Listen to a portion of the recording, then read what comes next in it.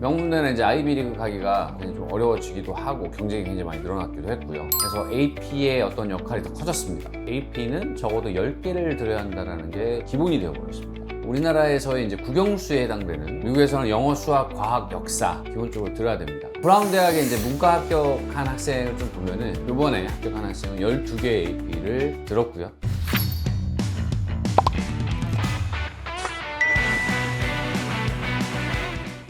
안녕하세요. 남은컨설팅에서 대입을 총괄하고 있는 정현우 본부장입니다. 예전에는 제가 이제 설명회를 하면서 AP의 중요성에 대해서 역설을 많이 했었습니다. 참 옛날 일 같지만 이게 불과 이제 코로나 전 이야기인데요. 그때는 SAT 서브젝트 테스트라는 것도 있었습니다. 지금은 SAT에 서브젝트 테스트가 있었는지 모르시는 분도 굉장히 많이 계실 것 같아요. 서브젝트 테스트는 간단하게 설명을 좀 드려보면 난이도 조절을 실패했어요. 그래서 역할이 굉장히 좀 축소되었고 컬리지 보드에서 이제 갑작스럽게 없애버렸습니다. 서브젝트 테스트는 좀 전형 요소 중에 하나였는데 거의 모든 학생들이 점수가 이제 800점 만점인데 800점을 다 받았거든요.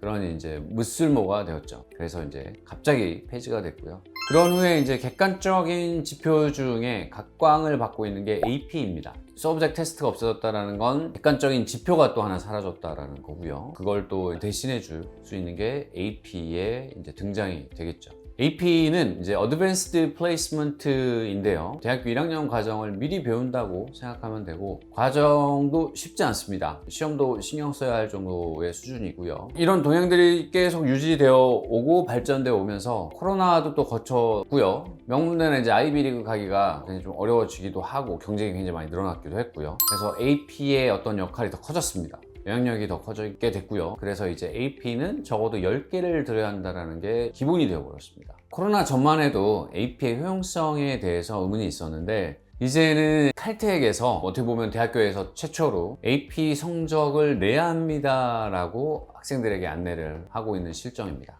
격세지감입니다. 대입 입시 동향이 얼마나 빠르게 바뀌는지 좀 알 수 있는 대목이기도 하고요. 저희 학생들도 목표가 높은 학생들은 충분한 개수의 AP를 듣게 합니다. AP도 쉬운 게 있고 사실 어려운 게 있습니다. 그냥 난이도가 다 다르고요. 총 38개 정도의 과목이 있는데 학교에서 수업을 듣고 시험을 좀 볼 수 있고요. 시험만 따로 준비해서 볼 수도 있습니다. 9학년 때는 조금 쉬운 거로 시작을 하는 게 좋을 거고요. 마지막 학년이 12학년 때는 될 수 있으면 본인의 전공과 직결되어 있는 그런 과목을 듣는 게 필요합니다. 그래서 공대 입학을 원하는 친구들은 사이언스, 특히 물리학을 끝까지 들어야 되고요. 컴퓨터 사이언스 과목이 또 따로 있습니다. 그것도 당연히 또 들어야 되고 수학, 통계 다 들어야 합니다. 일단 AP는 기본적으로 들어야 하는 과목들이 또 따로 있죠. 우리나라에서의 이제 국영수에 해당되는, 미국에서는 영어, 수학, 과학, 역사 이런 식으로 해서 구성이 되어 있는데 이 과목들은 이제 기본 소양인 거죠. 기본적으로 들어야 됩니다. 전공과 관련된 과목들을 5개에서 8개 정도 듣고요. 기본 소양인 과목들 한 5개 정도 들으면 10개가 좀 넘어갑니다. 부지런히 하면 15개까지 채울 수 있습니다. 공부량이 어느 정도인지 좀 피부에 와닿게 설명을 드려보면 이 과목들은 대학교에서의 한 과목 정도라고 생각하시면 됩니다. 그래서 약 3학점 정도의 과목이죠. 수강 신청하실 때 3학점 수업 하나 있냐, 더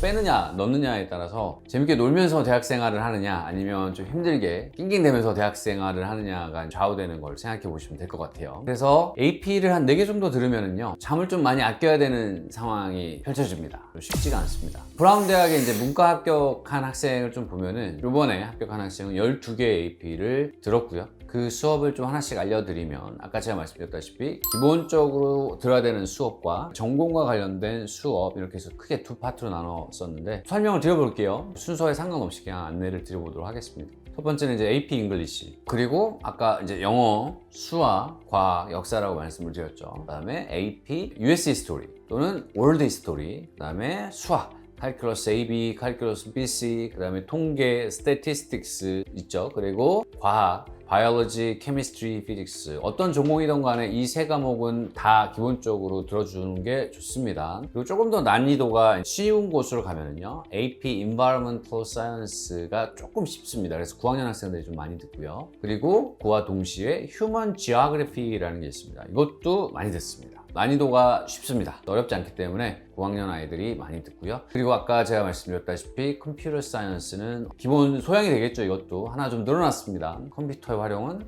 이제는 너무나도 기본적인 거기 때문에 컴퓨터 사이언스를 듣고 어떻게 컴퓨터가 작동되는지에 대한 소양을 키워주는 것도 필요합니다.